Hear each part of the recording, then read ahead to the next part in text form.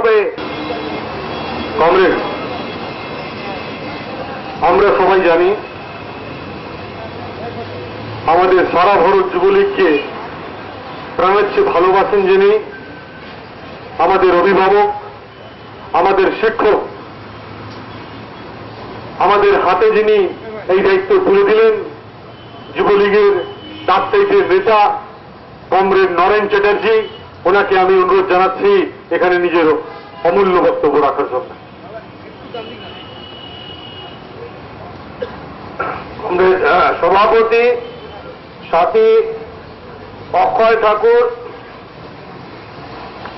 শঙ্করদা, উপস্থিত যুবলীগের রাজ্য নেতৃবৃন্দ, যুব বন্ধুগণ, একটা কঠিন পরিস্থিতির মধ্যে আমরা দাঁড়িয়ে আছি।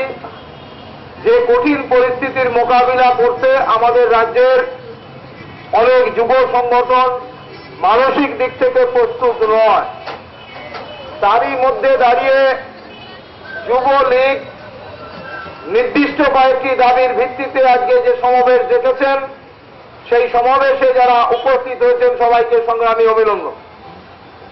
বন্ধুগণ, আপনারা জানেন যে স্বাধীনতার পর থেকে আমাদের দেশের বামপন্থী যুব আন্দোলনের প্রথম স্লোগান ছিল একটি, যে কাজের অধিকারকে সাংবিধানিক স্বীকৃতি দিতে হবে। এই দাবি নিয়েই স্বাধীনোত্তর ভারতবর্ষের যুব আন্দোলন সারা ভারতবর্ষে সংগঠিত হয়েছিল।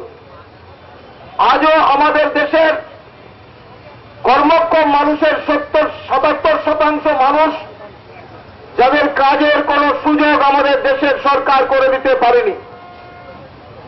এইরকম একটা পরিস্থিতিতে গত লোকসভা নির্বাচনে ইউপিএ সরকার প্রতিষ্ঠা হয়েছিল, আপনারা জানেন। এবং আপনারা এও জানেন বামপন্থীদের তৈরি কমন মিনিমাম প্রোগ্রামের মধ্যে যেটা 1 নম্বর জায়গায় ছিল, সেটা অত্যন্ত মূল্যবান যুব জীবনের কাছে, যে গ্রামীণ ক্ষেত্রে 100 দিনের কাজের গ্যারান্টি দিতে হবে মানুষকে। সেই 100 দিনের কাজের গ্যারান্টি একটা আইনে পরিণত হল। স্বাধীনতার 60 বছর ধরে যে দাবি ভারতবর্ষের যুব সমাজ করে আসছিল, সেই দাবির একটা ন্যূনতম পূরণের জায়গা তৈরি হল 100 দিনের কাজ, যা নিয়ে ভারতবর্ষের গ্রামে গঞ্জে মানুষের মধ্যে বামপন্থী যুব আন্দোলনকে আরো প্রসারিত করা যেত, যার ভেতর দিয়ে পশ্চিমবঙ্গে গ্রামীণ ক্ষেত্রে কর্মসংস্থানের 100 দিনের সুযোগ সৃষ্টির মধ্য দিয়ে যুব জীবনে একটা আলোড়ন সৃষ্টি করা যেত। কিন্তু অত্যন্ত লজ্জার সঙ্গে কথা বলতে হচ্ছে যে 100 দিনের কাজ ভারতবর্ষের অন্যান্য রাজ্যের মতো পশ্চিমবঙ্গে প্রহসনে পরিণত হয়েছে। এটা যুবলীগকে অবশ্যই দেখতে হবে, কারণ মনে রাখতে হবে যুবলীগের একটি মূল্যবান দাবি। বামপন্থী যুবরা পঞ্চায়েতের ওপর চাপ সৃষ্টি করতে পারতেন, বামপন্থী যুবরা এই কর্মসূচি রূপায়ণের জন্য তাদের যথাযথ দায়িত্ব পালন করতে পারতেন। অত্যন্ত লজ্জার বিষয়, সেদিকে না গিয়ে বামপন্থী যুবকের একটা বড় অংশ তারা অন্য রাস্তায় হাঁটতে শুরু করলেন। পঞ্চায়েতের সুরে সুর মিলিয়ে তারা বললেন 100 দিনের কাজ আমাদের পঞ্চায়েতে খুব ভালো হয়েছে। বেকার যুবক, তাকে প্রশ্ন করা হলে বলতে পারে না যে তুমি কাজ পেয়েছো কিনা, 100 দিনের কাজ তুমি পেয়েছো কিনা, প্রধানের হয়ে বলছো তুমি পেয়েছো কিনা।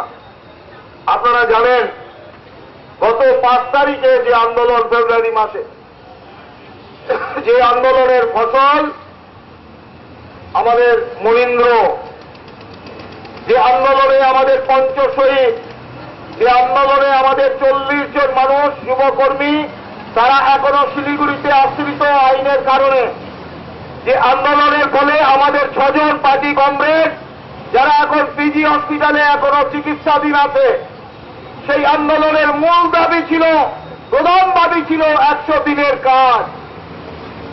100 দিনের কাজ গ্রামীণ অর্থনীতি পুনরুজ্জীবনের ক্ষেত্রে, গ্রামীণ সম্পদ সৃষ্টির ক্ষেত্রে এই বাংলায় একটা নতুন পথ দেখাতে পারত।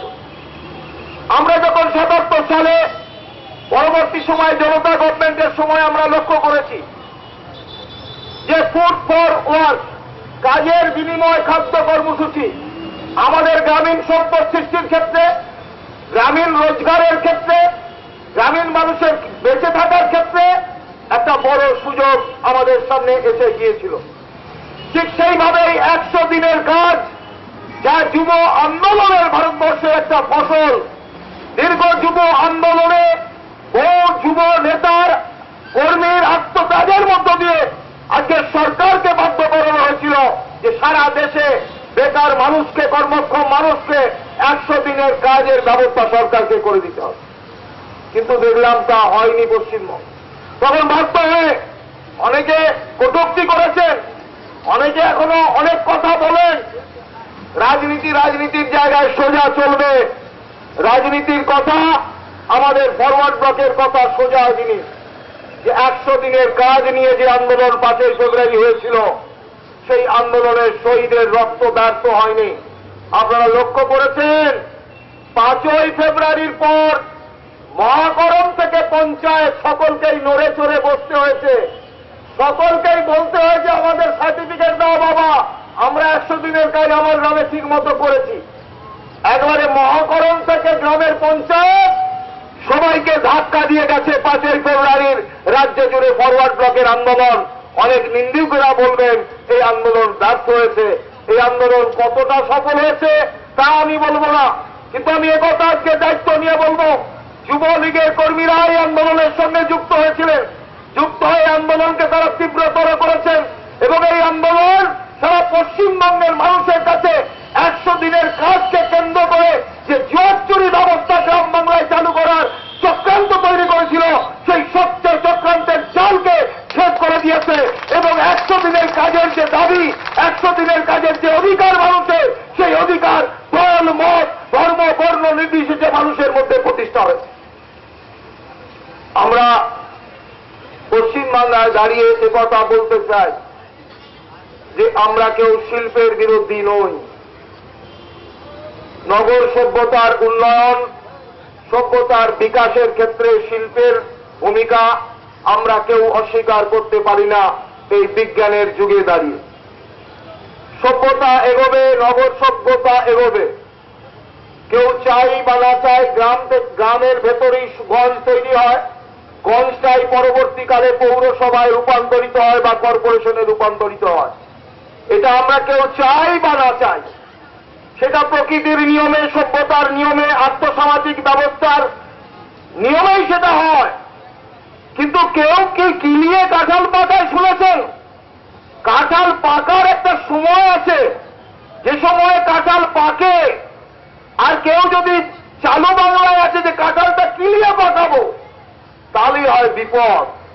সেই বিপদ আমাদের রাজ্যের কিছু কিছু ক্ষেত্রে ঘটেছে, আগামী দিনে আমরা আশা করি আর ঘটা উচিত নয়।